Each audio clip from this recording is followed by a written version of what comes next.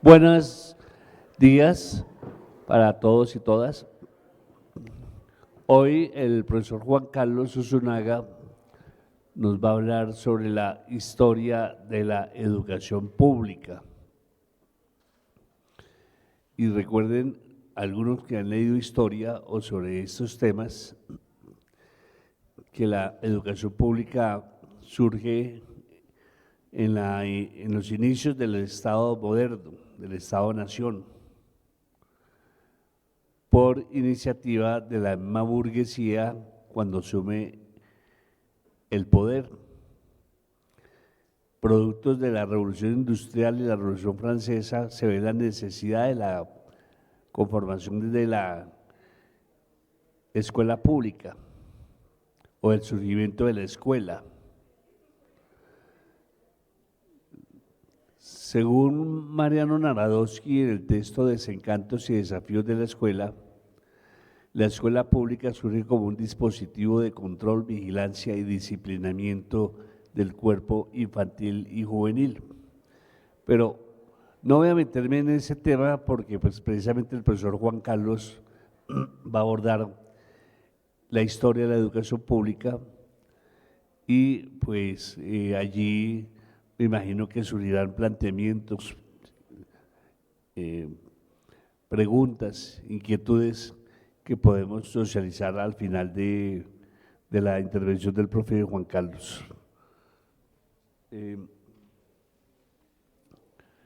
La escuela pública, estamos hablando de 1800 fundamentalmente.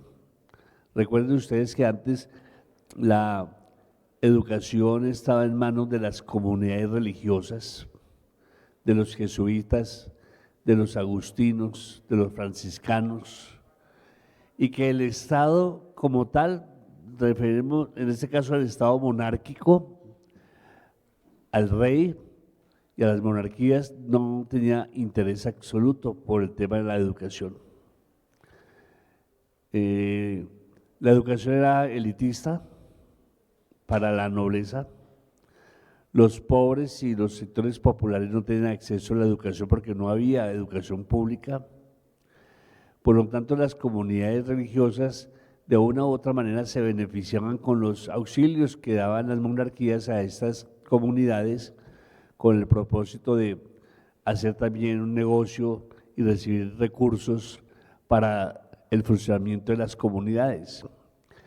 Esas comunidades que conformaban escuelas de educación para pobres, pues indudablemente que era una escuela que se convertía en fábricas o en lugares de trabajo donde se explotaba la mano de obra infantil. ¿Sí? Aquí tenemos un invitado especial, entonces vamos a mirar a dónde se quiere acomodar para que pueda escuchar de manera más tranquila. Está buscando el lugar más adecuado para tomar asiento. Bien, entonces, estas comunidades religiosas pues siempre tuvieron el control de la educación. Cuando surge la educación pública en manos del Estado, allí es cuando se genera todo un conflicto, producto incluso del conflicto dado entre la Ilustración y la fe, conflicto que se inicia prácticamente desde los inicios del Renacimiento, donde la razón vuelve a ser el centro de la comprensión y reflexión y análisis de la realidad y del mundo, como lo hicieron los griegos en la Grecia clásica, que veían el mundo desde la razón. En el mundo medieval, pues el teocentrismo surge como una mirada de ver el mundo desde Dios como centro del universo. Y nuevamente en el Renacimiento la razón vuelve a tener su protagonismo, entonces surge allí el antropocentrismo. El antropocentrismo es decir, el hombre como centro del universo y la razón como medio y camino, conducto para poder entender la realidad. Ese conflicto, indudablemente en ese momento el Estado no tenía, el Estado o no existe la educación pública como tal, y esa es una de las aspiraciones de la burguesía que se empieza a conformar para formar sus cuadros políticos, para formar cuadros en su ideología y en la filosofía propia de la burguesía, y las comunidades, cuando son desplazadas por el Estado, pues entran en una confrontación muy dura, fuerte. En Europa, cuando el Estado asume la educación, entonces el Estado moderno se convierte en un Estado educador. Yo diría que a partir de los 90 ya el Estado deja de ser un Estado educador para ser un Estado evaluador, porque ahora todo pasa por la evaluación. Y incluso en el año 1877 aquí en la Nueva Granada, bueno, ya no se llamaba Colombia, Nueva Granada, sino Estados Unidos de Colombia, 1877, se da una guerra que se llamó la Guerra de las Escuelas, que era la disputa de las comunidades religiosas con el Estado por el control de la educación. Es conocida así. Pero bueno, eso simplemente es una abrebocas, una introducción, ¿sí?, a los temas que ya el profesor Juan Carlos va a desarrollar de manera más específica en el desarrollo de su conferencia del día de hoy. Profesor Juan Carlos, tiene la palabra.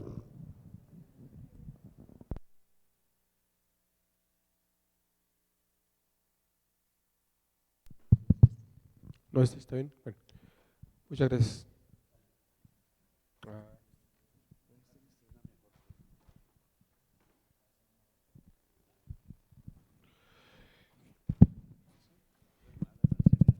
¿Aló? ¿Me escuchan así?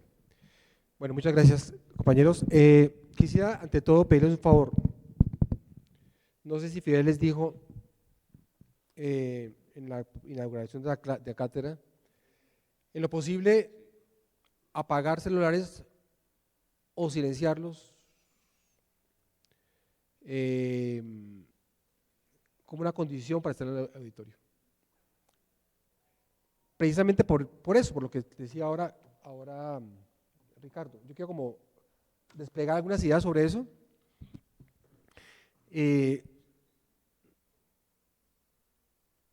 Porque el asunto no es usar celulares y ya, porque uno es un bien de consumo, ¿sí? Es decir, que los bienes de consumo son para eso, para consumir, ¿sí? Pero es que ese bien de consumo, que es un celular, está conectado a la red, tampoco hay problema ahí. El problema de la red es que la red está sostenida por multinacionales y el mercado internacional, ¿sí? Es decir, que a pesar de que hay red, la red, aunque parezca que sea de uso libre, no es tan libre, por la sencilla razón de que esas multinacionales sostienen y decodifican esas redes, y por tanto lo que entra en los celulares no es simplemente una red para que se comunique uno con la novia, con el novio, con el papá, con la mamá, con la amante, con lo que sea, sino es para sostener el mercado internacional. Entonces cada cliqueo que uno haga en el celular o en el teléfono en red, uno sostiene el capital financiero. Ya después hablaremos sobre eso. Porque hay algo que plantea Marx en el Manifiesto Comunista que no es porque lo plantea Marx, sino hay una estructura, y la dependencia punto a punto de la burguesía como clase dominante y la dependencia a los instrumentos de producción, ¿sí?, o la tecnología. Y el problema de esa relación es precisamente el cambio de las razones de producción. Ya después te explico eso. Pero en la razón de producción hay una dialéctica. ¿Y cuál es la dialéctica? Entre los que tienen los medios de producción, o sea, los que tienen la tierra, la naturaleza, y los que no la tienen. Que a nivel internacional hay un desequilibrio.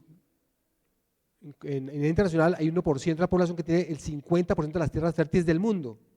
Una pequeña población mundial que tiene el 50% y domina las tierras del mundo. Y hay una gran parte de la población mundial que carece de tierra, carece de agua y de alimentos, en relación con esa relación entre los que tienen tierra y no tienen tierra. En consecuencia, la tecnología arrecia mucho más las contradicciones y arrecia mucho más la la pobreza, en tanto que el capital financiero cada vez tiene más poder, más poca gente y más expropiados a nivel internacional. Hay algo que decía Marx que se llama las leyes de diversificación, yo quiero plantear aquí, que tiene que ver con los teléfonos celulares, no por ser teléfono, sino por la incidencia que tiene el mercado en nuestras vidas y en la vida cotidiana. El teléfono se carga para la universidad, se carga el salón, se carga el baño, se carga la cama y se convierte en un fisgón de la vida cotidiana y vida privada e invade espacios donde la colectividad debe, si no conspirar, acordar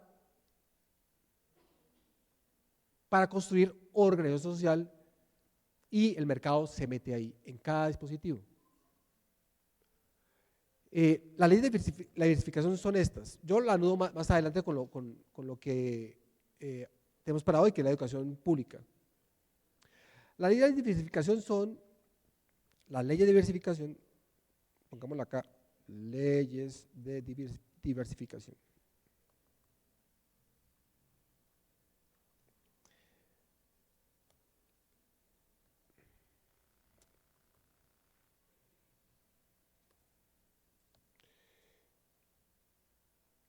Implicaría, en primer lugar, que los instrumentos de producción o la tecnología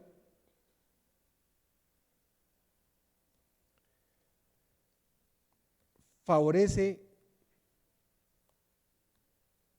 el desarrollo de quien tenga o quien posea los medios de producción. Ahora explico mucho más en la estructura del medio de producción. Repito, el modo de producción, entendámoslo en primera instancia como la tierra, ¿sí? La que da vida, donde están los bienes de consumo, las materias primas, etcétera, etcétera. Y desfavorece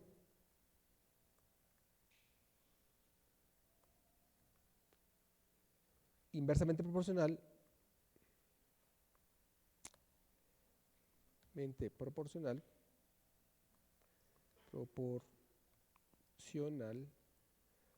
a quien no los posea, o sea, los medios de producción. ¿Sí? Voy a explicar. Y por supuesto, pues, la tecnología es un motor de desarrollo, pero en relación con esto que les dije a ustedes al principio, ¿no? De desarrollo.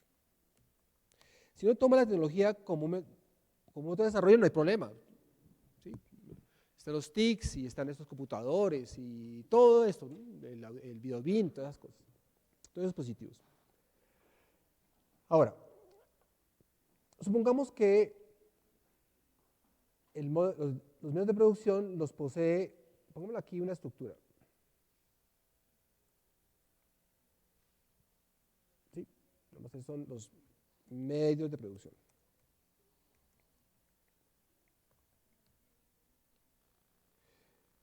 Si esos medios de producción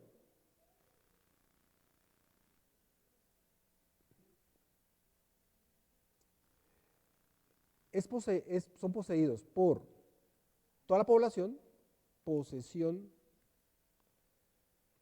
de toda la población,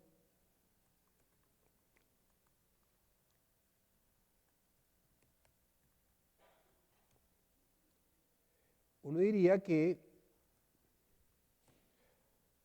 favorece el desarrollo. ¿Listo? Favorece el desarrollo.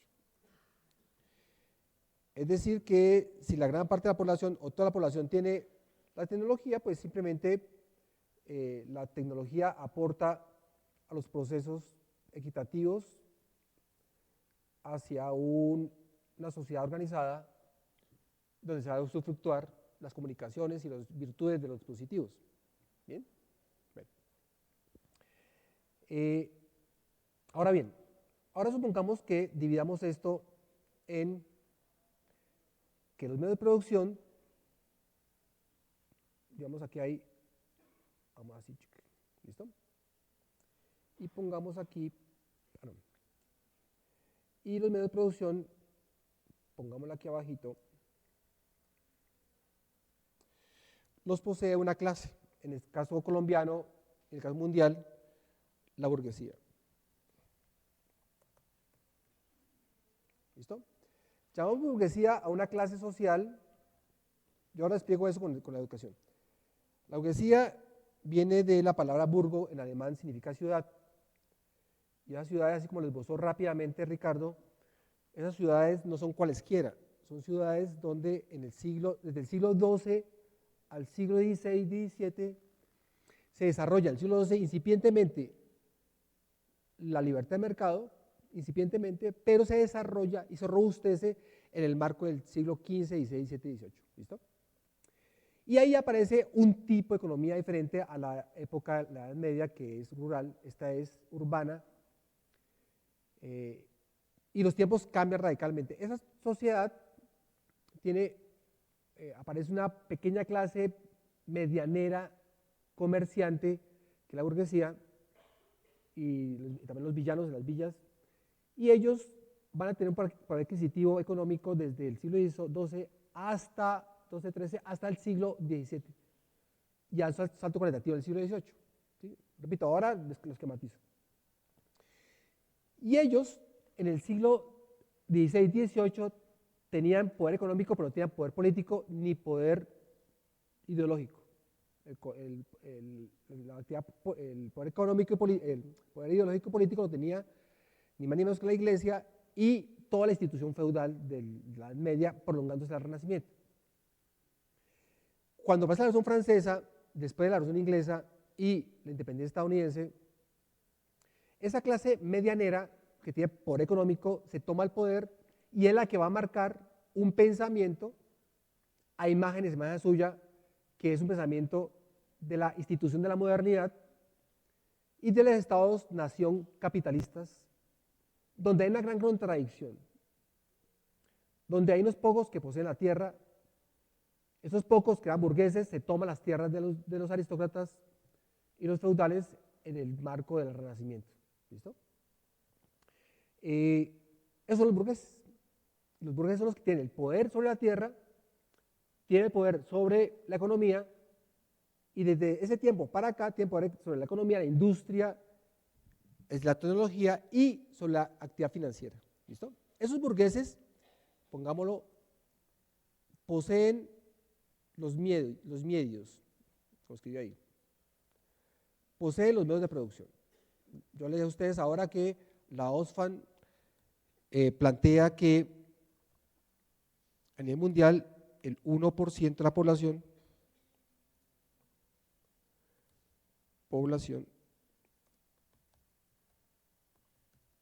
tiene el 50%, ya ha aumentado el 50%. Eso es un dato de hace 4 años. Yo no conozco en este momento porque la guerra de Ucrania ha cambiado el último año radicalmente y eso ha tenido rebote a nivel mundial. Tiene el 50% de las tierras.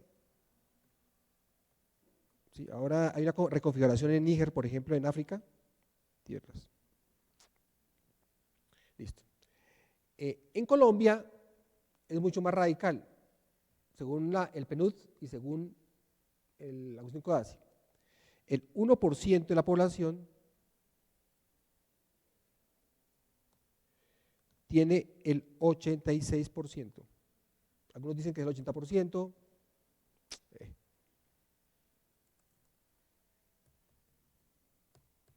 Algo pasó acá. El 1% de la población tiene el 86%, pongámoslo acá, 86%.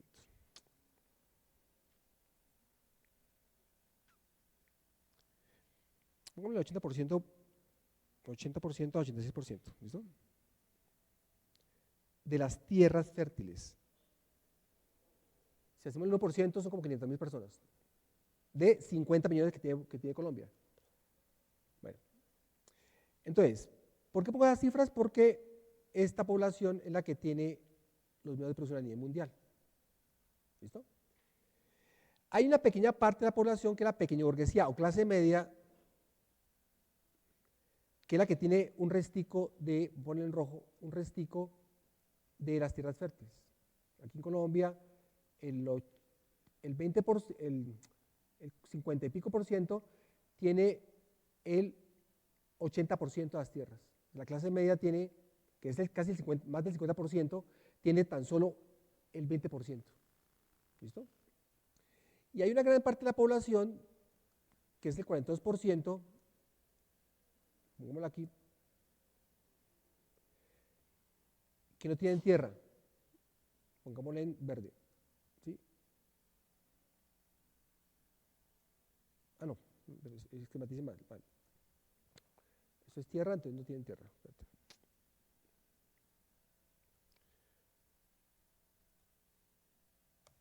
Listo. Y una parte de la población, pongámoslo aquí, el 42% en Colombia, el 42% que no tiene tierras. Por eso no está dentro del esquema. Esa población son ustedes. Esa población somos nosotros. Es decir, los que no tienen propiedad, no tienen tierra, pagan arriendo. Bueno, hasta ahí no hay problema, hasta ahí no nos dicen nada. Ahora, ¿qué son las leyes de diversificación? Que, según esto, la tecnología favorece el desarrollo de quien posee los medios de producción. Es decir, que si la tierra tiene el 1% de la población y lo tiene el 1% en Colombia, va a favorecer, por supuesto, a esta población. ¿Listo? Y favorecerá un poco esta población. Sin embargo, aquí dice, desfavorece inversamente proporcional a quien no lo posee, no posee la tecnología, el motor de desarrollo. Es decir, que si ponemos aquí una especie de balanza, el desarrollo de la tecnología se dibujaría así. Es decir, que quien tenga la tecnología de punta va a tener un desarrollo supremamente importante y los que no tengan tierra no tienen acceso a la tecnología. ¿Sí? O sea, en este momento donde la tecnología es de punta, la gran parte de la población mundial no tiene acceso a los dispositivos. Ustedes dirán, yo tengo mi dispositivo, tengo mi computador, tengo mi celular, pero son celulares de pacotilla y computadores de pacotilla. Ustedes los compraron en $1 millón en esas promociones que hay en Éxito, ¿sí? No está mal. Pero si ustedes ven el procesador, son procesadores del Celeron, Pentium, que son de hace 20, 30 años. Son bonitos. Y esos computadores es la basura que está vendiendo capital a nivel internacional. Y ustedes, ese computador se va a colgar al año por actualizaciones. Y no tienen la capacidad para los mismos celulares. Y hay otra población que no va a tener nada, ni puede tener comprar dispositivos que estén en relación con la tecnología de punta. ¿Sí? Eso lo ven los gamers, los jugadores. Que mientras que un tipo que tenga un computador de alta tecnología puede matar a alguien en el juego o puede superar en el juego, mientras que el que tiene otro computador es más lento la reacción del computador y va a perder el juego. ¿Listo? Bueno. Pero es que de todas maneras, quien va a estar favorecido es el 42%. ¿Sí? Es decir, todos nosotros. El problema de esto es que esta población es la que va a pagar la financiación de los teléfonos de pacotilla y los computadores de pacotilla. ¿Sí? Y la financiación implica pagar objetos mucho más caros de los que se compraron. Y además, esta población, que es el 42%, es objeto del mercado de las empresas de esta población, va a vender sus dispositivos y el mercado, ¿sí?, en esta población. Es decir, que si tiene un dispositivo, no es que me comunique por chat con alguien, sino que todo el tiempo está mandando propaganda y uno está haciendo esto de capital. Con el agravante de que cuando uno tiene el dispositivo, ¿sí?, deja de hacer lo que es colectivo, un concierto, una charla en la universidad, hablar con un compañero y estamos todo el tiempo hablando, pero teóricamente hablando o viendo telenovelas o viendo radionovelas, o escuchando audio o viendo clips de 20 segundos o de 20 minutos, ¿sí? Y uno queda pegado al mercado y uno no piensa. Es decir, que cuando nosotros decimos, por favor, apaguen los celulares, no es para amargar la vida a ustedes, sino para impedir que el mercado siga invadiendo un lugar sagrado que es lo académico, ¿sí? Que es también excepcional, es privilegiado, no todo el mundo se educa. Entonces, en tanto más desarrollo tecnológico, hay más desfavorecimiento tecnológico, y eso lo vimos en la pandemia. Los compañeros que conectaban, precisamente el problema es que no se puedan conectar porque tienen planes porque tienen mucha plata, planes pequeños, y por tanto no podían conectar micrófono y video porque se colgaba. La universidad no daba computadores porque el sistema educativo está en precarias condiciones. Y los computadores que ustedes pagan y compran porque no tienen poder adquisitivo boyante, son computadores que no tienen tantos recursos para soportar audio y video. Entonces, a medida que pasa el tiempo, se despega la tecnología de séptima, décima generación, mientras que nosotros tenemos computadores de segunda generación, tercera generación, como son los Pentium 3 o los Celeron. Si ustedes vean el procesador que ustedes tienen en este momento. Y los celulares, un celular de 200.000 pesos no es un celular que cuesta 8 millones de pesos, y este último tiene capacidad de tera, 2 teras, para resistir la posibilidad de comunicarse con cualquier parte del mundo de una manera rápida. Los otros celulares son celulares que son lentejines, pero los compramos. Entonces somos compradores, somos usuarios y estamos pegados a un computador, a un celular, y nos desatendemos de lo vital de la vida, que es la organización social, ¿sí? El debate, la conspiración y los levantes populares, donde necesita organización y fundamentos políticos y económicos. ¿Listo? Eso es simplemente con respecto a los celulares. En relación con eso, podemos decir que la Tierra no es un proceso natural. La Tierra es un producto de la expansión del universo. Tengo las 10:47, voy a tratar de hacer rápidamente un recorrido, sentar unas bases estructurales que nos permiten entender qué es eso que llaman el renacimiento, que es un mal renacimiento. Todo el mundo cree y jura y come tierra que el renacimiento se renació en la filosofía y la ciencia. El renacimiento es el uso que hizo el saber griego los burgueses entre el siglo XVI y el siglo XVIII. Porque la Edad Media es riquísima. Y si vamos a debatamos, hagamos seminarios sobre eso. La Edad Media no fue oscura. De hecho, las universidades aparecen en el siglo X-XI. Universidades supremamente sólidas con la escolástica, sólidas. El arte gótico es genial. Los que conocen el arte gótico, los arbotantes de los edificios, los rosetones, las bóvedas de las catedrales, se hizo en la Edad Media. Por tanto, hay que dar vueltas a eso del Renacimiento. Y hoy voy a sustentar, o mejor, subrayar, por qué el Renacimiento es el mal llamado Renacimiento. ¿Sí? Porque ese nombre se lo dio la burguesía triunfante en la guerra de las dos guerras en el siglo XVII y XVIII. Bueno, entonces voy a sentar algunas bases para hacernos entender. Porque si yo planteé esto, la tecnología como la burguesía como dependiente de la tecnología, estamos diciendo que la tecnología no es algo que sea libre. La tecnología es importante entenderla como desarrollo de la humanidad, como un fenómeno de la modernidad, pero la tecnología no está suelta.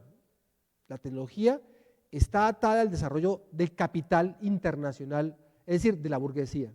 ¿Sí? Si leemos el manifiesto comunista, ahí lo plantea. El problema de esto es que ese desarrollo está cambiando las relaciones sociales de producción. ¿Sí? De hecho, lo estamos viendo. Por eso decirle a ustedes, apaga el celular, ¿sí? no se decía hace 20 años, porque el celular estaba pegado en la casa. Es decir, el capitalismo logró calcular la posibilidad de que nuestras vidas sean invadidas. Y por tanto, la tecnología, la educación junto a ella, están atadas ni más ni menos que a los intereses de esta clase social, más no a esta. ¿Listo?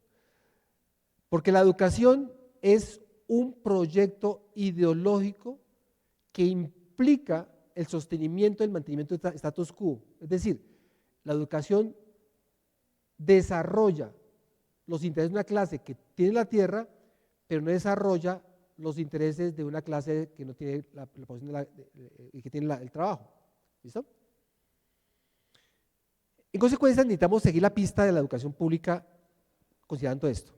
Pero para tal efecto, algunos nos dicen que prácticamente que los pobres y los ricos es algo natural. ¿Sí? Incluso algunos toman elementos de la Biblia para decir y sustentar eso. No. Pongámoslo aquí, que yo puse unas lincitas acá. ¿Listo? Digamos que si hacemos recordamos que la humanidad apareció hace 200.000 años. Pasemos a este lado acá. Estos datos son importantes, porque aún creemos que la humanidad es producto de la creación. Hace 200.000 años apareció la humanidad. La humanidad. ¿Listo? Pero esta humanidad aparece en relación con la expansión del universo. ¿Listo? Es decir, que estos 200.000 años son producto de un proceso de expansión de 17.000 millones de años.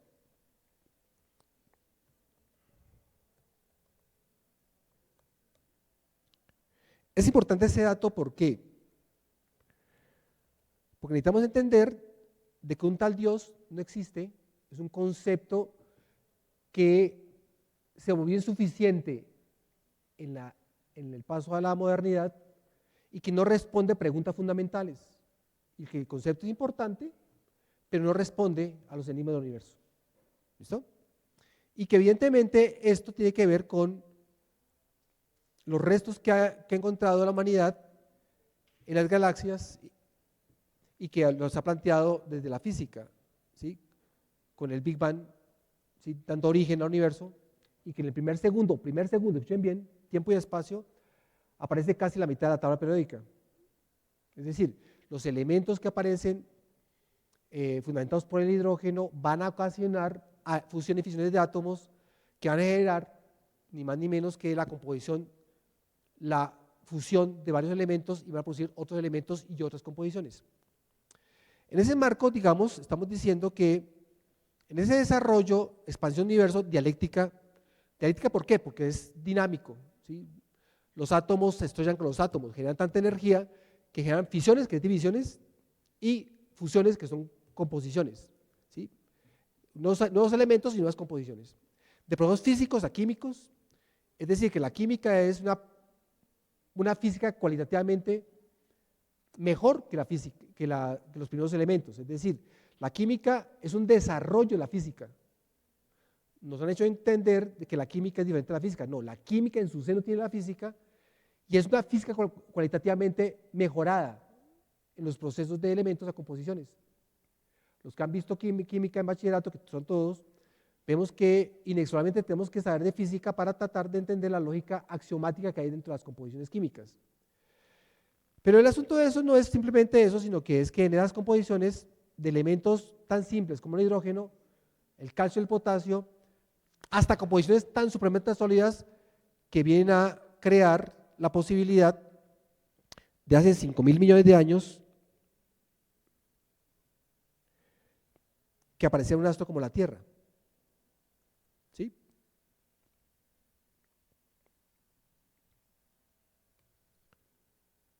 O sea, hace 5.000 millones de años apareció la Tierra.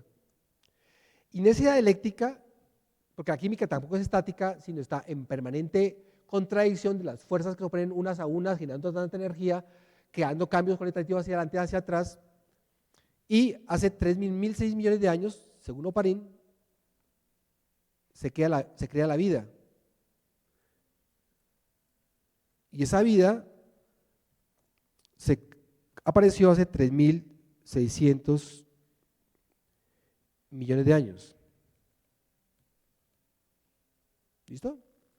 ¿Por qué hablar de eso? Porque necesitamos entender que la humanidad, esta que apareció hace 200.000 años, es producto de esa expansión y que la historia es una transformación cualitativa de la biología. ¿Sí? O sea, es producto de la biología. Entonces aquí, digamos, en este marco de 3.100 millones de años que aparece la vida, según Oparin, en un marco de una suerte de cultivo de proteína, y con las condiciones adecuadas, creó la vida. Acortemos un poquito las proporciones.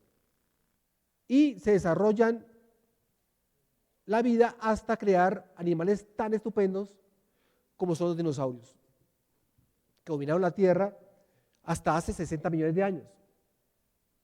Aquí ustedes me dispensarán las proporciones, pero es que son cifras tan grandes que no me alcanzaría el computador para esquematizarlas.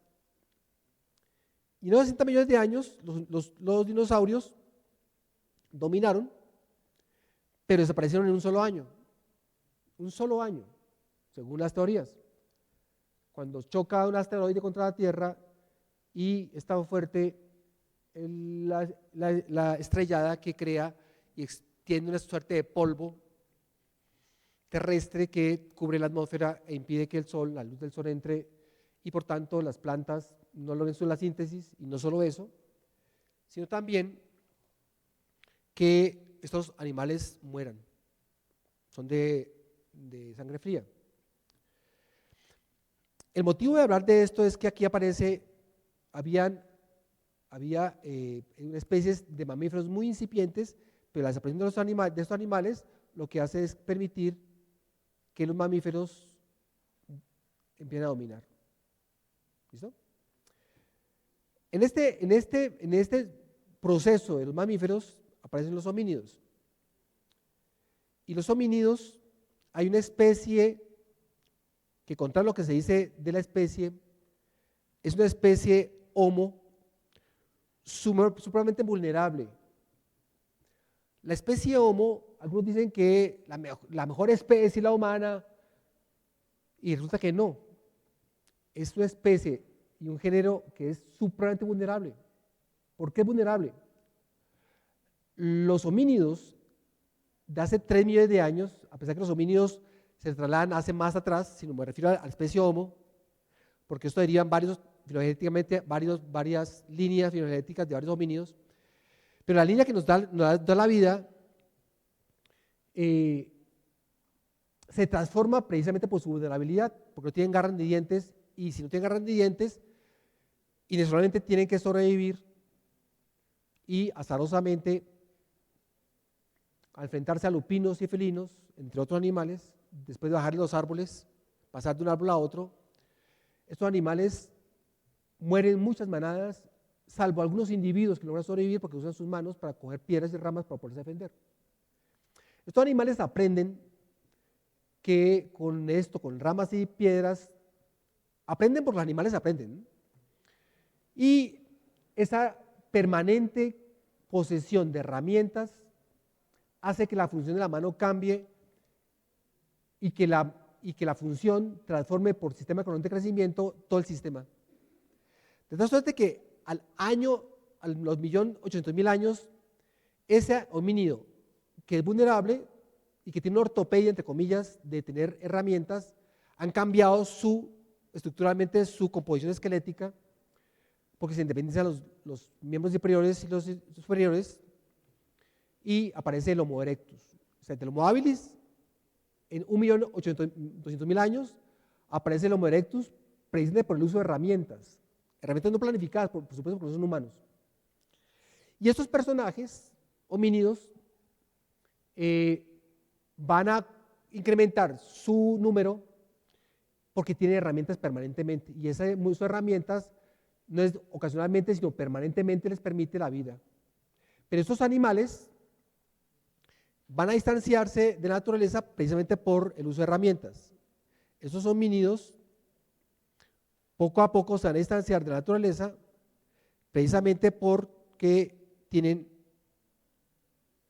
unos instrumentos no planificados. ¿Listo?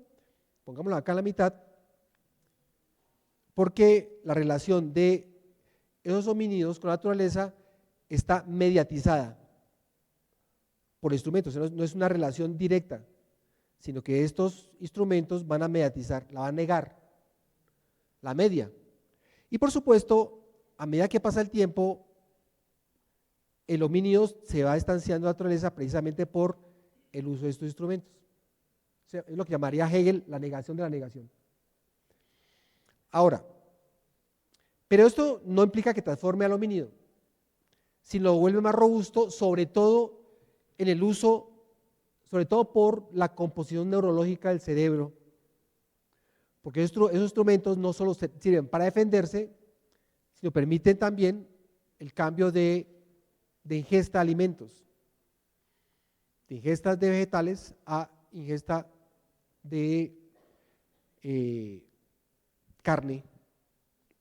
Por tanto, lo vuelve más robusto al cerebro. Y en el marco de 200.000 años, digo en el marco porque son previos a esto, hay una transformación de esos homínidos. Por algo muy importante, ya les cuento cómo es.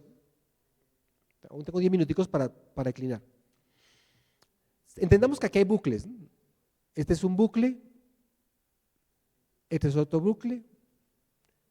La vida es un bucle importante porque la lógica de aquí para atrás es diferente de aquí para adelante. Aquí hay otro bucle porque la lógica de aquí es diferente a la lógica de aquí para acá. ¿Listo? ¿Por qué? Porque esta lógica no es una lógica biológica, es una lógica histórica y cultural. Ya les sustento por qué.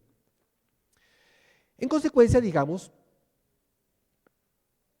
esos animales sobreviven con otras especies, logran sortear con instrumentos, otras especies logran sobrevivir, pero al interior de su especie hay una contradicción, porque los machos más aptos ostentan hembras y expulsan a los aptos, a los machos más débiles o menos aptos, y por hembras expulsan a los menos aptos. Eso se va a repetir durante cerca de 1 millón de años. El asunto de esto es importante. ¿Por qué? Porque estas especies, entendamos que hay un macho que ostenta muchas hembras.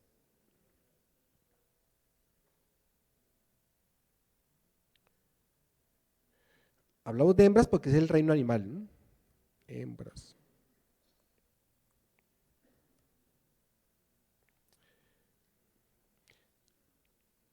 Según Freud, las hembras van a jalonar en la cultura. Hembras más no mujeres, ¿no? En principio, ¿no? Porque estos animales, como son animales, las hembras quedan preñadas, la preñez, los cachorros, los chiquitines, hacen más lento a la hembra se detiene en la manada y ella atrae a los machos y esos machos las protegen. ¿Listo? Pero las protegen haciendo uso de ellas genitalmente, por supuesto, para la reproducción, son animales. Y en ese marco, los críos de estas hembras van a ser críos machos y críos hembras. ¿Listo? Como no hay filiación, este macho fuerte, como así, MF, que algunos dicen del alfa, pero hagamos macho fuerte, ostenta estas hembras y este tipo también es un homínido accede a estas hembras y se sigue reproduciendo. Y estos machos pequeños, que pueden ser sus hijos, no hay filiación, entran en contradicción con este macho precisamente por estas hembras. Y se repite la escena una y otra vez. Luego estos machos, los expulsados, se aglutinan en las selvas, unos mueren, otros se aglutinan, y estos van a trasegar por las planicies y van a encontrar precisamente territorios donde hay machos que ostentan hembras.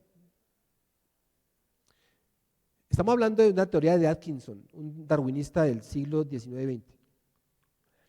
Y estos se encuentran con este territorio donde está el macho, con estas hembras, y estos, como son más, están hambrientos, matan a este macho, se lo comen, los carniceros lo comen, y luego se agarran nuevamente por estas hembras. El macho más apto de estos toma posesión de ellas, y se repite la historia. Digamos que esa repetición de la historia es importante, ¿por qué?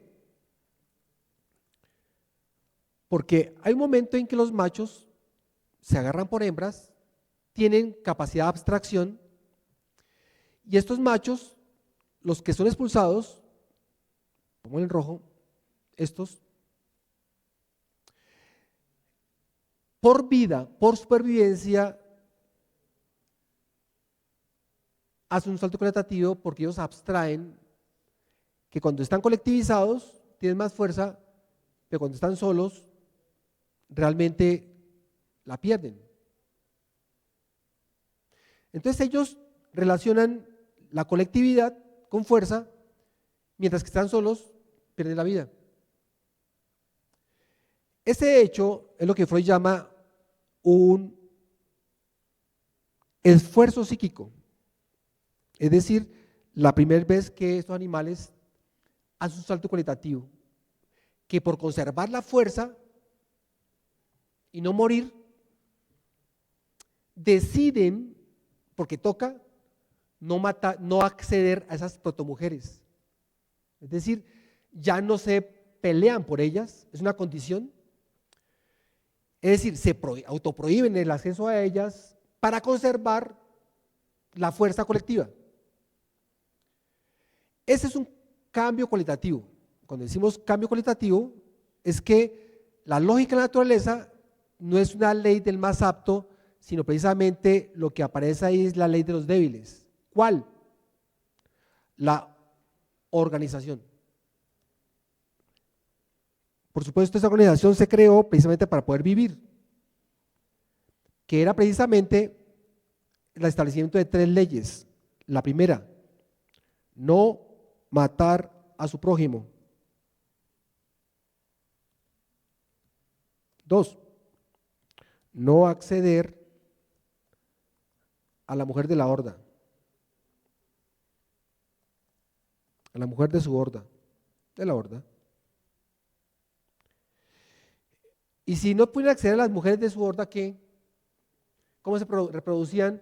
Pues los protohombres, los primeros hombres de la humanidad, ellos raptan mujeres en otras hordas, pero no para esclavizarlas, sino para hacer familias. Y ese es el nacimiento del totemismo y la exogamia. ¿Listo? Cuento eso ¿por qué? Por la sencilla razón de que la lógica de aquí para acá es una lógica biológica de ley natural del más apto, y en cambio aquí es la ley de los más débiles que ha creado la organización y funda la humanidad, es decir, funda la historia y la cultura. ¿Listo? Es importante porque estamos hablando de organización social, es decir, los pactos que hay entre humanos para poder acceder a la tierra, y cuando se accede a la tierra se accede a los bienes de consumo, que es el alimento, el vestido y el techo. ¿Listo? La diferencia que nos plantea Engels en Dialéctica de la Naturaleza nos dice una cosa importante. Nos dice que mientras que los animales hacen uso de la tierra, la naturaleza, los humanos dominan la naturaleza precisamente por los instrumentos de trabajo. Estos instrumentos de trabajo van a pasar de ser de trabajo, de adquisición de medios de consumo, pero también esos instrumentos van a ser instrumentos de violencia, de eliminar al otro, de exterminar al otro, es decir, que ese instrumento tiene una ambigüedad, la ambigüedad de cazar, recolectar, y aparte de eso, cultivar, someter la ganadería, pero posteriormente, con la propiedad privada, aparecen precisamente los instrumentos de guerra. ¿Listo? Y por tanto, es menester entender lo que es un modo de producción. Es decir, que no estamos hablando de una condición natural, sino es la construcción de un lazo social que es la humanidad. La humanidad se funda, ni más ni menos, por los pactos de los menos aptos, ya débiles, pero que abstraen, hacen de su enemigo un colaborador de largas jornadas del trabajo y mediante instrumentos de trabajo adquieren los bienes de consumo. ¿Dónde? En la naturaleza. Por tanto, podemos decir que aquí hay una dialéctica del hombre que tiene que pactar con el hombre, con la humanidad. ¿Listo? Es decir, que aquí se tiene que versar con el otro, con su diferencia, pero para llegar a pactos. En la recolección y en la caza, en los primeros miles de años, porque son 190.000 años de historia de la humanidad, pongámoslo aquí, acá. Cuando decimos historia de la humanidad, es que hay 190.000 años, acá, bueno, me disculpan las lineecitas, por favor. En este marco, son sociedades primarias, es lo que nosotros conocemos como paleolítico, que aunque son primarias, son humanas, ¿sí? Porque muchas veces en el colegio a uno le hacen creer que el neolítico es la cultura. No, el paleolítico es el resultado del cambio cualitativo. Es decir, que primero son animistas, recolectores y cazadores, organizados por las más ancianas, son matriarcales, no tienen tierra porque la tierra aún no se han sedentarizado, sino cazan y recolectan. La división del trabajo es sexual, es decir, las mujeres recolectan mientras que crían y son gorditas porque necesitan resistir los inviernos, la grasa las hace resistir los inviernos para cuidar a sus hijos, y los hombres son más magros, pueden desaparecer recolectando y cazando. ¿Listo? La configuración biológica es importante, fisiológica es importante, ¿por qué? Porque el paleolítico, después de la disputa entre el Homo sapiens sapiens y el neandertal, son humanos. Los Homo sapiens sapiens superan a los neandertales. Los Homo sapiens sapiens vienen de África, a pesar que los neandertales también, pero ellos se desplazan a Europa, la primera migración. Ellos se instauran, pero también el invierno los va desplazando. Los que vienen de África, los Homo sapiens sapiens, son más robustos y se desplazan a Europa, mucho más robustos, y disputan con los neandertales las condiciones climáticas más la arremetida de los Homo sapiens sapiens hacen desaparecer a los neandertales. A pesar que algunos dicen que se cruzaron. ¿Por qué son humanos? Por tres razones. Primera, son erectos, hacen uso de herramientas y sobre todo, este último es importante, y sobre todo tienen restos fúnebres, es decir, entierran sus muertos. Hay enterramientos, hay marcas, hay tumbas, mientras que los Homo erectus no tienen tumbas, no tienen restos. Es decir, una cosa es que él muera, la otra cosa es que yo lo entierre y ponga una marca. ¿Listo? Este último es importante para entender qué es la cultura. Si revisamos a Lévi-Strauss, si revisamos a Malinowski, si revisamos a Levi-Brühl, entre otros antropólogos, fundamentalmente lo que sostiene, lo que da cuenta precisamente de esa cultura es el rastro de la tumba. Y en el paleolítico hay tumbas. Cuando hablo de las mujeres que son gorditas, las madres, es precisamente porque las deidades de esta época son deidades gorditas. Son deidades, son diosas, no hay dioses. Porque esta deidad corresponde ni más ni menos a las sociedades matriarcales. Es decir, que si hablamos de sociedades matriarcales, duraron 190.000 años. Escuchen bien, 190.000 años. Son sociedades comunistas, trabajan colectivamente, recogen equitativamente el fruto del trabajo y lo reparten equitativamente. Y son madres las más ancianas, no mujeres, madres. ¿Sí? Hay una diferencia, porque la madre sabe de sus hijos, las mujeres no tienen hijos todavía.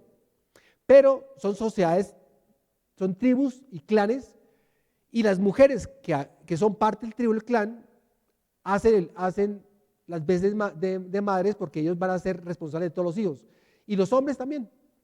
Pero el padre no es un hombre, el padre es posteriormente con el patriarcado, aquí incipientemente, el padre es la abstracción de un animal que es el totemismo. No es un hombre, es las particularidades, las propiedades de un animal de los cuales se sienten descendientes. Por ejemplo, en Estados Unidos, el águila calva es el tótem de las comunidades de las águila calva. ¿Listo? En Europa, en su tiempo, antes que apareciera el león como tótem, apareció el oso. Aún pervive, por ejemplo, en parte de Rusia, y antes pervivía en España. Por eso el osito en España y el oso en Rusia, que eran animales totémicos, es decir, que eso es el padre que dio origen a tribus y clanes de oso. Y por tanto, las mujeres y los hombres que eran del clan oso o del tótem oso no podían cruzarse porque eran castigados.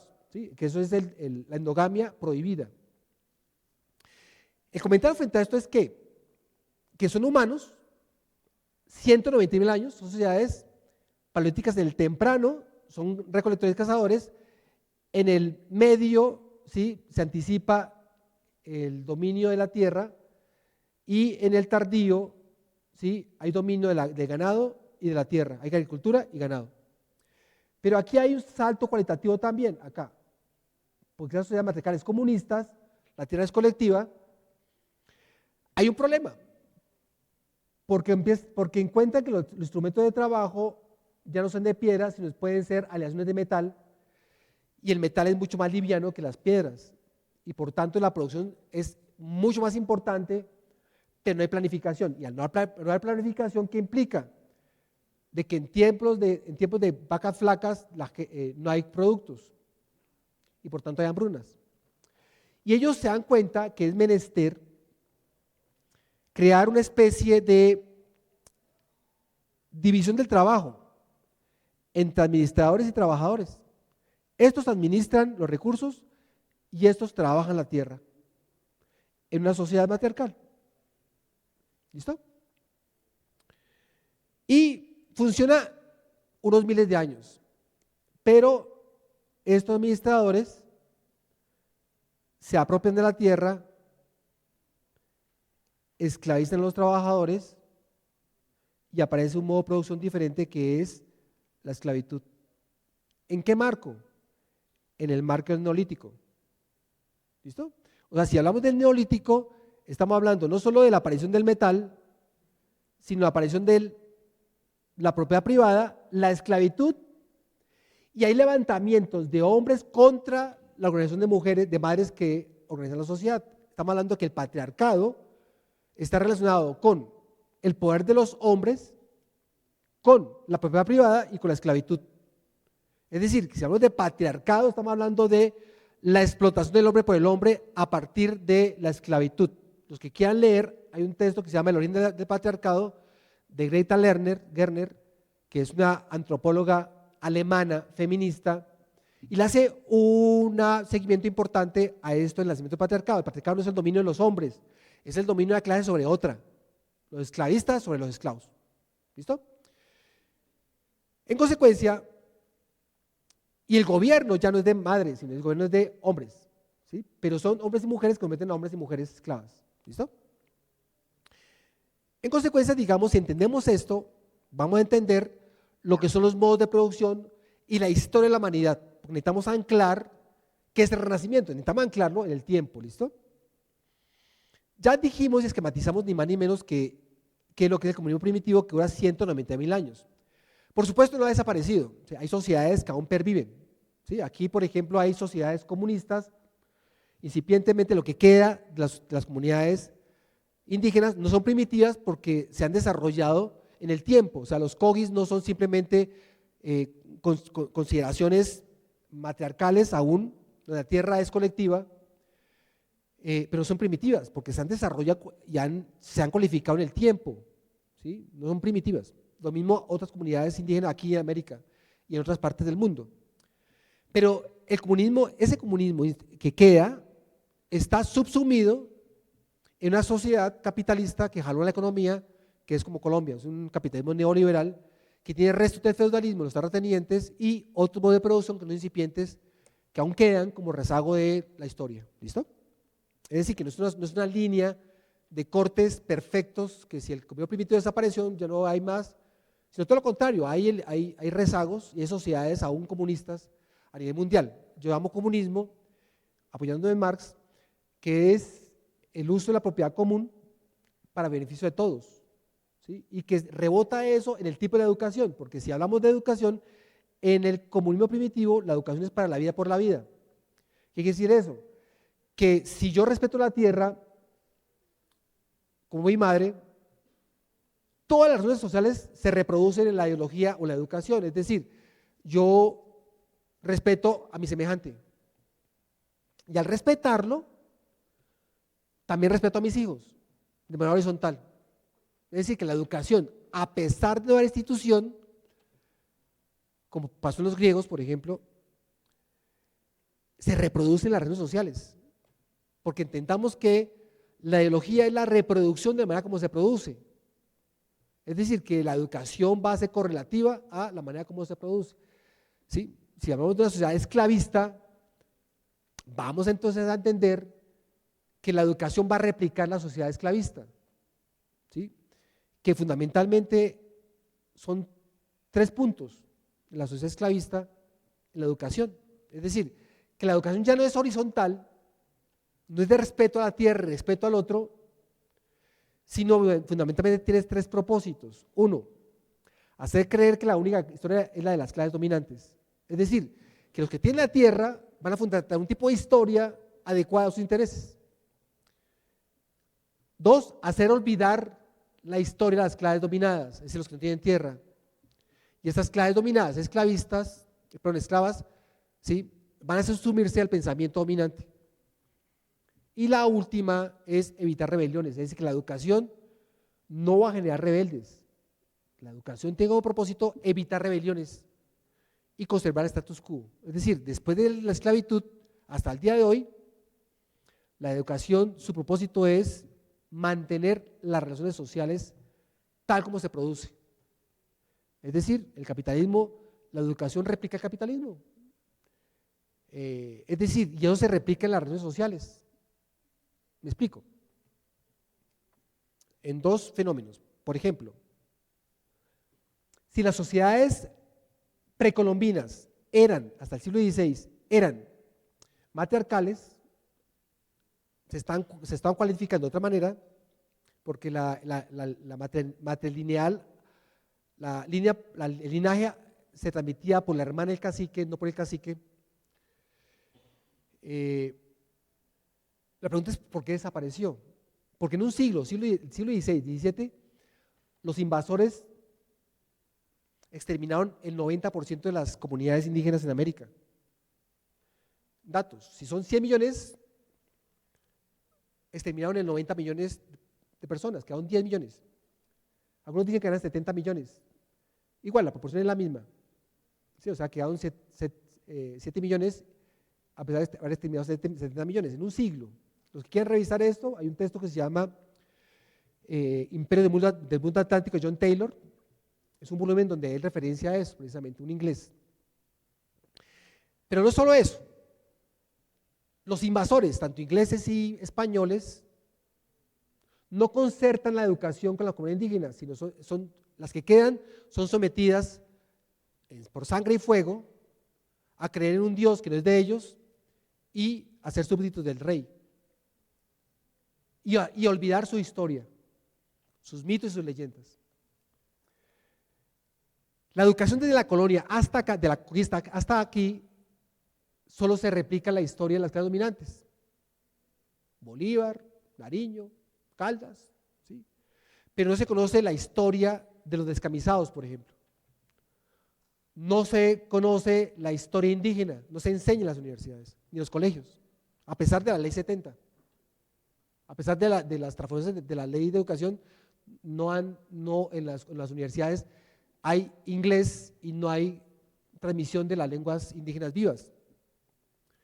Porque la educación tiene ese andamiaje, es decir, hacer olvidar la historia de las clases dominadas. ¿Sí? Lo mismo de la historia de los pueblos, campesinos, los negros, esa historia se olvida. Los que mantienen la historia son los pueblos que persisten, que perviven. ¿Listo? No hay una suerte de encuentro de dos mundos, hay el encuentro cruel de un mundo sobre otro y la imposición de la educación a otro pueblo a quien se le arrebató la educación. ¿Listo? Ahí vemos cómo la historia de las clases dominantes domina a las clases dominadas y nosotros hemos olvidado, ni más ni menos, que la historia de nuestros pueblos. Y evitar rebeliones, por supuesto, porque nosotros salimos creyendo que estamos progresando, somos profesionales, ganamos plata y creemos que el otro es inferior porque no estudió. Y replicamos las relaciones sociales. Aquí, por ejemplo, uno entra, si un estudiante entra limpio, entra oliendo bien, pero con trajes raídos porque son pobres, el vigilante lo para y dice el carnet. Mientras que un profesor tiene un traje de paño o tiene medianamente un traje bien puestecito, los vigilantes no piden carnet. Entonces, las relaciones sociales se reproducen y se replican. ¿Sí? Ustedes entran al Tequendama, lo sacan a ustedes, el soldado que es de sectores populares, saca al de sectores populares que entra a dominios de la propiedad privada. Y se replican. Aquí hay una jerarquía.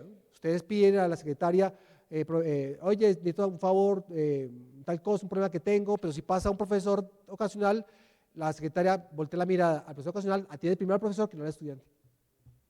Y si sigue un profesor de planta, la secretaria voltea o el secretario responde, trata al profesor de planta y el ocasional lo deja a la saga. Pues si llega un administrador, pleitesía.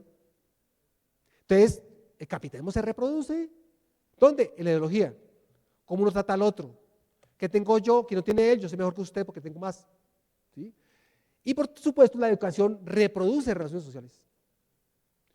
En vez de plantear una relación equitativa, horizontal, donde hay un pacto, el profesor transmite enseñanza y el estudiante estudia, ¿sí? El profesor nunca es superior a un estudiante, tiene un saber que puede transmitir, está contratado para eso, y hay una posición política el profesor, el estudiante respeta la enseñanza porque hay un pacto, ¿sí? Pero no es superior al estudiante, ni el estudiante es inferior al profesor. Aquí hay profesores que creen mejor que estudiantes, porque se reproduce. Por eso es importante seguir la pista. Bueno, apenas tengo para plantear lo de hoy, pero igualmente yo quería plantear eso, porque la educación va a ser correlativa a la esclavitud, el feudalismo, ni más ni menos, porque aquí el esclavo, que es la clase dominada, va a estar sometido a las leyes del esclavista, y en el feudalismo los siervos al feudal. Estos no tienen educación. A pesar que los esclavos, por ejemplo, los que eran prisioneros de guerra en Grecia y en Roma, los esclavos que eran clases dominantes sometidas, vendían a ser los pedagogos. Y los pedagogos lo que hacían es subsumir al pensamiento hegemónico y transmitían la pedagogía. Ahí nace el pedagogo. ¿Listo? Y los mismos pedagogos en Roma, a pesar que en Roma trataban muy mal al pedagogo y hay una ruptura del modo de producción, pero en otro momento hablaremos de eso.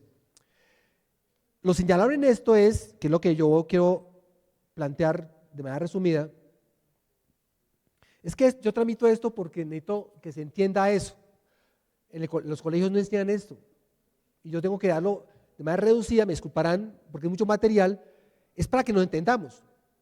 ¿Listo? O sea, que lo entendamos porque yo voy a tener unos conceptos para que ustedes me entiendan y yo me haga entender. ¿Listo? Entonces, cuando decimos esclavitud, en el mundo occidental, estamos hablando entre la época clásica, entre el siglo V al siglo XV, del siglo V ante la era común y siglo V después de la era común. Cuando decimos mundo occidental, estamos hablando de lo que organiza el siglo XVIII hacia atrás. ¿Sí? El siglo XVIII va a tomar el saber griego y va a sustentar ni más ni menos la modernidad posteriormente. ¿Listo? Discúlpenme las líneas. Bueno, entonces, esta es la época clásica. En el mundo occidental, esta época clásica es correlativa al modo de producción esclavista. Pero por condiciones históricas de dominio del norte de Europa hacia el sur de Europa, los visigodos, los godos y ostrogodos son desplazados por los hunos que vienen de Asia y se desplazan y el imperio romano declina. Y el siglo V viene a ser la caída del imperio romano que se anticipa en el siglo III, V. O sea, si vamos a la decadencia del imperio romano, porque el Roma crece así, chu y chu. Este siglo I, aquí está la República Romana y aquí está el Imperio Romano, en el marco del siglo I. ¿Listo? Y la creación de Roma es acá, por lo que les digo a ustedes ahora, con la influencia de los germanos. Es importante eso, ¿por qué? Porque aquí hay un cambio de modo de producción de esclavista a no feudal. Estas sociedades romanas y griegas tenían organización social como la República, la Res Pública Romana, la Causa Pública Romana, que eran comunidades de patricios esclavistas que tenían la tierra y acordaban en el Senado cómo dominaban. Y en Grecia, con Atenas, no con Esparta, sino con Atenas, que es más tardía, los esclavistas tenían las asambleas para llegar a posturas políticas de esclavistas, para dominar. Y los ilotas eran los esclavos que eran prisioneros de guerra. La Edad Media viene a ser del siglo V al siglo V después de la Era Común. Me gusta decir Era Común y no decir antes y después de Cristo. La Era Común, del mundo occidental. Porque si vamos a Israel, por ejemplo, los que tienen influencia judía, tienen otra datación. Si vamos al Islam, el siglo I de ellos es el 627. Nosotros tenemos el siglo I como Cristo, ¿sí? Pero los hebreos tienen el siglo I antes del siglo I, ¿sí? Entonces, por eso digo, es el mundo occidental. O sea, el dominio del cristianismo. Algunos dirán, ¿cristianismo cuál? Católicos, evangélicos, testigos de Jehová, todos son cristianos, todos vienen de la misma estirpe, ¿sí? Unos ahora tienen determinio estadounidense como los evangelistas que vienen del soporte de la Reina Valera, de la Biblia, mientras que otros tienen otras traducciones. ¿Listo? En el otro curso yo decía que si usted quiere leer una buena Biblia, léanse la Biblia de Nácar Colunga, ¿sí? La traducción de dos curas que traducen el griego y el hebreo al español, que es directo, que a mi juicio es una buena traducción. Mientras que los de la Reina Valera es traducción de latín al inglés, de inglés al español, o sea, tiene mucha mediación estadounidense, protestante. Bueno, pero eso es chisme de la farándula. La Edad Media entonces se ve en dos puntos, porque la Edad Media del siglo V al siglo XV cuando cae Constantinopla. En el siglo XII viene a marcar un cambio en la Edad Media, porque la Edad Media está alta Edad Media y baja Edad Media. Pero es contrario a esta época, porque la Edad Media es la más rica que hay, porque hay traducciones árabes y griegas que permiten que el mundo medieval se vuelva mucho más robusto. La ciencia es riquísima, la teología, la arquitectura, el arte, artes liberales son importantes.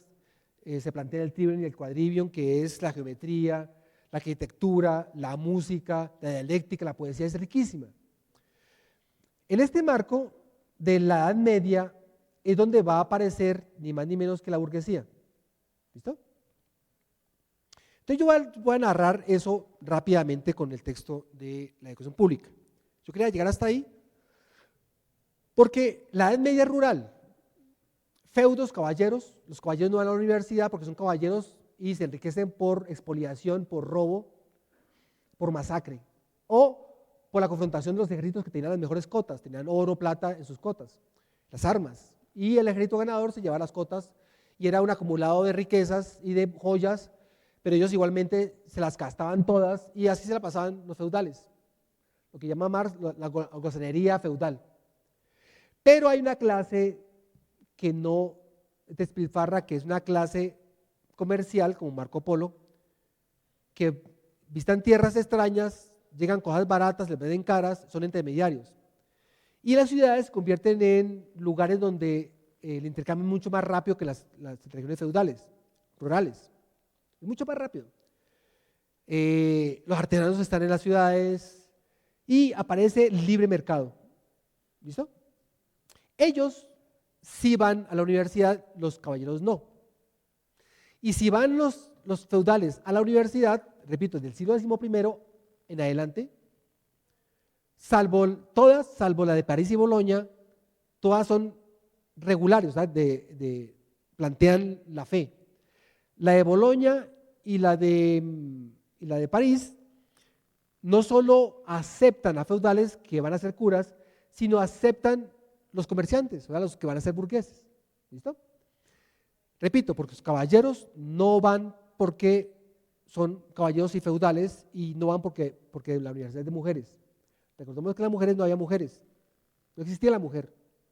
Es un dato importante. No es que no existiera ese bello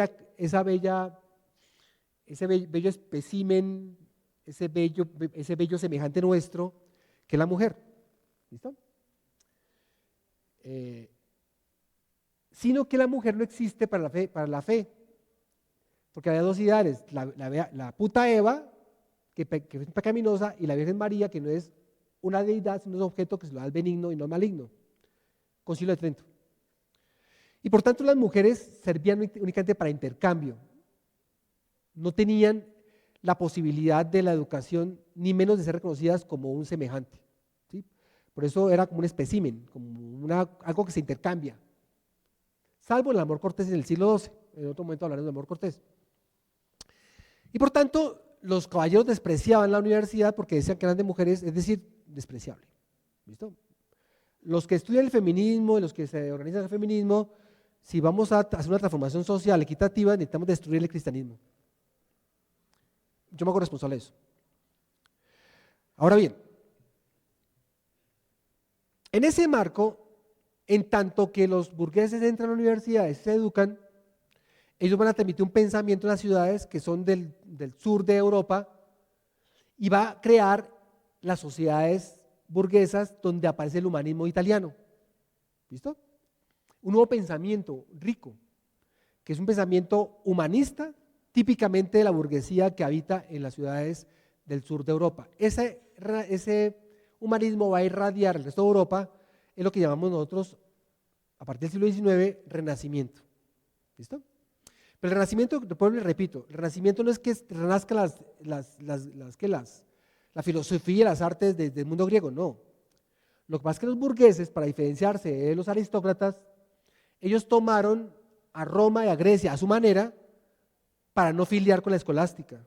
Fue un asunto ideológico, para separarse del pensamiento escolástico aristócrata. Por eso digo que yo siempre me desprendo de esa noción de renacimiento como si fuera el gran renacimiento, no. Porque la burguesía no tomó a Esparta y no conocemos a Esparta. Esparta es una berraquera. Los que quieran revisar Esparta antes del siglo VI, sociedades comunistas matriarcales, donde aparece la palabra polis, y la palabra polis y la palabra pedía aparece en Esparta, en el siglo VI antes de nuestra era, y donde ellos concebían la política de ellos, la defensa de su pueblo con las armas desde los 7 años en adelante. Y era postura política del guerrero.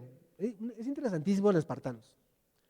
Y defendían, y ellos decían, nosotros no dejamos esculturas, no dejamos edificios ni monumentos, dejamos lo mejor de nuestra política, que es la defensa, ¿sí?, del hombre igual, los iguales en Esparta. Pero los ilustrados que tenían acceso a las bibliotecas no replicaron la sociedad espartana, sino replicaron la sociedad esclavista ateniense.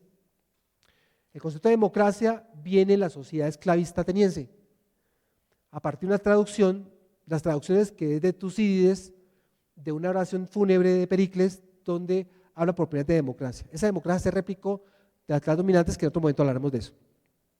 Bueno, entonces, es mucho material, pero listo. En ese marco, estamos hablando, ubiquemos en la historia, porque me perdí.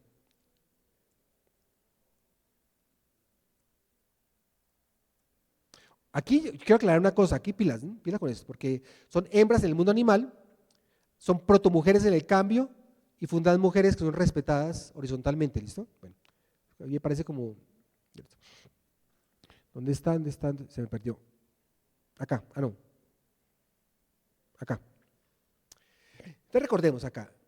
Está aquí el modo de producción esclavista, el modo de producción feudal y la aparición del modo en el siglo XVI, o sea, en este interregno, aparece lo que va a ser la modernidad, de aquí para acá, siglo XVII al siglo XXI, que es el modo de producción capitalista. Pero yo quiero también subrayar una cosa, a partir de la Revolución Francesa y los idearios que vienen del Renacimiento, el humanismo renacentista, la modernidad no se replica en el capitalismo, sino aparece otra idea de la colectividad de la justeza, que es el socialismo. ¿Listo? O sea, la modernidad, a pesar que es un producto burgués, produce una idea importante que es el comunismo y el socialismo. ¿Listo? Que es el que acuña Marx en su crítica con los socialistas franceses utópicos del siglo XVIII. Eso hablaremos después. En esto que está rojo acá, estamos diciendo que si vamos a hablar de educación pública, como decía Ricardo al principio, solo podemos marcarla en este marco, en el salto del Renacimiento hacia la modernidad. Yo hablo de modernidad más no posmodernidad. La posmodernidad es unas tendencias filosóficas estéticas francesas, pero no son época. Y además los ideólogos, los intelectuales que renegaron del socialismo, transmitieron una especie como de cambio de época sin haber cambio de época. Porque cayó el muro de Berlín, entonces dijo, no, ya hay lucha de clases. La lucha de clases es la relación social que hay entre trabajadores y capitalistas. Y los capitalistas contratan a los trabajadores para que trabajen y el capitalista se roba el valor de más de la fuerza de trabajo que no se paga, en el salario. ¿Listo? La lucha de clases es la lucha, la relación social donde se explota al trabajador, donde se crea una sociedad para explotar al trabajador y mantenerlo, mediante la educación, la iglesia y las instituciones educativas y los más media. Por pronto aquí no hablo de posmodernidad porque la modernidad no se ha transformado. ¿Sí? La modernidad, estamos implementando la modernidad después del año 50. Algún día lo hablaremos. El hecho es que hay un texto que creo que les dije que leyeran, pero yo cometí un error porque lo mandé como encriptado. Entonces me disculpan. De un texto de Lorenzo Usuriaga. Y él marca la historia de la educación pública precisamente del Renacimiento, en esos rojitos que puse ahora, siglo XVI en adelante. Y él plantea que la educación pública tiene 4 momentos: la educación pública religiosa, estatal, nacional y democrática. Pero también en esto hay un proceso histórico, pero yo quiero también hacer claridad sobre los conceptos. Lo público tiene una raíz que es pub, vello púbico, ¿sí? Puber, de ahí viene la adolescencia. Pero también tiene el mismo raíz de populus, que es pueblo. Pero también quiero subrayar que populus habla de pueblo, pero no el pueblo esclavista, pueblo del que tiene el poder. Cuando decimos pueblo, cuando dicen clase popular, eso hay que darle muchas vueltas. Yo hablo de proletariado, porque el proletariado es la clase que tiene prole, o sea, hijos y fuerza de trabajo, no tiene nada más. Pero el populus es una palabra que es bonita, pero hay que tener mucho cuidado, porque populus en los romanos son los patricios, los esclavistas. De ahí viene populus y en latín, populus y pub aparece como la palabra que es lo público. ¿Por qué en el Renacimiento? Porque se está configurando el Estado. Y el Estado, también quiero como dar claridades frente a eso, no sé si tengo acá, así. El Estado, ¿qué es? El Estado no es nadie, según Hegel. El Estado son las reglas de juego, es decir, el proyecto de sociedad y nación, el proyecto de sociedad y de hombre en una nación. Es decir, cuando decimos Estado socialista, estamos diciendo que hay una cuestión de un hombre, de un sujeto, que debe su acción al beneficio de la colectividad. ¿Listo? Y la sociedad está dirigida a crear relaciones sociales colectivas para fortalecer la dignidad del pueblo que tiene la tierra, más o menos. Pero eso es el estado de la Constitución, es un papel que refleja, ¿sí?, la condición filosófica social de esa idea de hombre-sociedad. Eso es Estado. Si decimos Estado capitalista, estamos diciendo que es Estado. La Constitución tiene un tipo de hombre-sociedad pensada. Si uno ve la Constitución del 91, el primer párrafo habla de que hay una garantía de Dios, me parece eso fatal. ¿Sí? El primer párrafo usted lee la Constitución colombiana, que me parece un desastre, una vergüenza, de que apelemos a Dios para que funde un Estado laico. Es chistosísimo y realmente hay que darle mucha vuelta a eso. El asunto es que si uno lee la Constitución, no hay propiedad común. Con Santos, la propiedad privada se constituye como un derecho fundamental sobre el agua. Y eso es fatal. ¿Cómo así que la propiedad privada es un derecho fundamental como más que la vida? Entonces, si uno lee la Constitución, hay una idea de sociedad neoliberal, después afina más, capitalista, y luego neoliberal, y un individuo y un sujeto individualista. Ahora, la noción de país es el paisaje, o sea, el territorio, o sea, país y Estado es diferente. ¿Listo? El territorio son los límites territoriales reales, el río, la montaña, la gran roca, donde uno puede trazar unos límites reales. ¿Listo? Es país. Y la nación, que es importante subrayarlo, la nación son los ciudadanos. ¿Listo? Entonces, cuando hay un Estado, el Estado establece las reglas de juego, deberes y derechos. ¿Qué deberes y qué derechos? Los deberes de que estos ciudadanos cumplan en relación a su semejante. ¿Listo? El deber. Y en relación a la naturaleza. Porque si yo habito un país, es que yo habito un territorio. Y si habito un territorio, yo tengo acceso al agua, al aire. ¿Listo? Digamos, si yo hago un país, Colombia, yo puedo ir a un río que sea, no el de Bogotá, sino un río que tenga agua cristalina, pues entonces yo tengo derecho al agua. ¿Listo? Son los derechos del ciudadano, hacer uso de su territorio, hacer uso de su libre albedrío, pero en relación con el otro. ¿El otro quién es? El que me establece los deberes. Yo tengo que respetar el albedrío del otro y debo llegar a acuerdos con el otro para definir qué es una sociedad. Y en consecuencia también yo tengo un deber con la naturaleza de cuidarla. Bueno. Entonces, Estado, nación y país es lo que se funda con la Revolución Francesa, siglo XVIII. Y los movimientos que va a haber con la acción pública tienen que ver con la relación entre lo público y el Estado. Es decir, si decimos público, está en relación con el Estado. Es decir, el Estado tiene como regla, ley, hacerse responsable por la educación de un pueblo, de los ciudadanos. Eso se define después en el Tratado de Bretton Woods en el 47, pero bueno. Hay que adelantarme, lo visible de esto y lo llamativo es que pues, después de la ley 30, pero antes de la ley 30, la ley, si uno decía público, era estatal. El presupuesto nacional estaba la educación para la cultura y la salud, ¿listo? Después de la ley 30, la ley 100, la ley 50, otras leyes, la educación no es relación con el Estado. La acción pública, pero lo público tiene relación con el mercado. ¿Me explico? El Transmilenio es público, porque yo puedo comprar el tiquete y subirme. ¿Sí? Son públicas las tiendas, yo puedo ir y comprar una libra de arroz porque es público. Es decir, lo público ya entró en la ley de la oferta y la demanda y ya no es del Estado. Es decir, que la Universidad de los Andes es pública, la distrital es pública, la nacional es pública. La diferencia entre los Andes y la distrital y la nacional es que los Andes es pública con administración privada. En cambio, la distrital, entre otras públicas, estatales, y la nacional son educación pública administrada por el Estado. Porque la idea de la educación pública en este momento es que va a ser para el mercado y no para la nación. ¿Listo? Bueno, eso es más o menos, y esto aparece con la Revolución Francesa en el siglo XVII.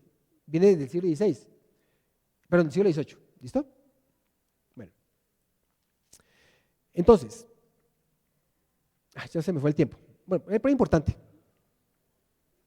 Entonces entendamos que cuando decimos esto de la educación pública, lo que hizo Zurbarán es lo siguiente, que como venía de la Edad Media, la educación, en el marco de la reforma de Lutero, ¿qué es Lutero y qué? Porque es la reforma de Lutero, siglo XVI. Contexto. En la Edad Media, por ejemplo, no se educaba a los siervos, o sea, a los pobres. Se educaba era a las clases dominantes. Ya dijimos cómo. Pero en el siglo XVI,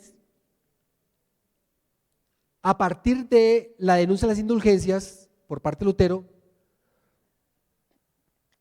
hay un cisma, hay una ruptura en la iglesia. Me explico. ¿Qué son indulgencias? Son como perdones. La fe católica, la iglesia católica, como era tan corrupta, necesitaba era perdonar pecados. Porque antes del siglo XII, quien pecaba, pues ardía en el infierno, sin purgatorio. ¿Estamos? Por tanto, eran tantos pecadores que era necesario perdonar los pecados. Se crean 90 indulgencias. Entre las más llamativas es que si una monja estaba, y los monjes y los abades están en una orgía, en una abadía o un monasterio, era posible que la monja pagara los ducados, o la abadesa pagara los ducados, 600 ducados, y tampoco los pagaba, se volvía virgen. ¿Sí? O sea, podía pagar su promiscuidad para volverse virgen. ¿Listo? Y los curas también, los abades pagan grandes sumas de dinero y tampoco pagan la suma de dinero, se volvían santos. Y por tanto, se pagaba el pecado en la tierra y no en el purgatorio. ¿Sí? Entonces Lutero lo que hace es coger esas 90 indulgencias y denunciarlas. Y entonces la iglesia se rompe en dos, los católicos y los protestantes. Los protestantes, que eran Lutero y Münzer, entre otros, ellos pensaron en educar a los pobres, pero favoreciendo la burguesía, que era una sociedad, una clase emergente. Recordemos que los burgueses son diferentes a los aristócratas. Los feudales son aristócratas, tienen tierras, son los caballeros desde el duque hasta el emperador. Los burgueses son comerciantes, tienen poder adquisitivo, y ellos, al romperse la relación de la iglesia, ya casi llaman a la asistencia, tranquilos. Me importa subrayar eso. Por tanto, ¿cómo se imparte la educación? Porque hay una guerra de 30 años donde se disputan los protestantes y los católicos, y eso lleva a configurar ni más ni menos que Europa. Y por tanto, la educación pública ya no lo tiene la iglesia, sino lo tienen ya las regiones y las ciertas localidades, ciertas regiones. ¿Qué siglo XVI? En el siglo XVII aparece la educación pública estatal, porque ya hay configuración parecida al Estado. Ya no es el Estado de la iglesia y el Estado feudal, sino es el Estado que agencia la burguesía.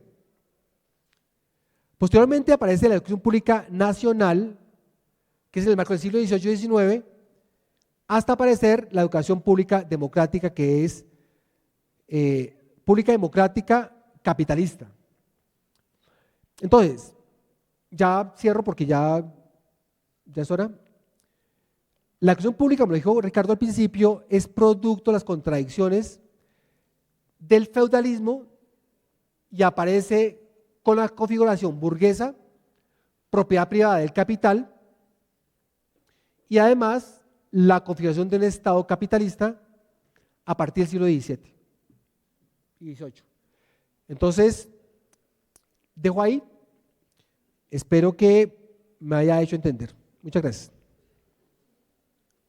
Entonces, pasen la asistencia, creo.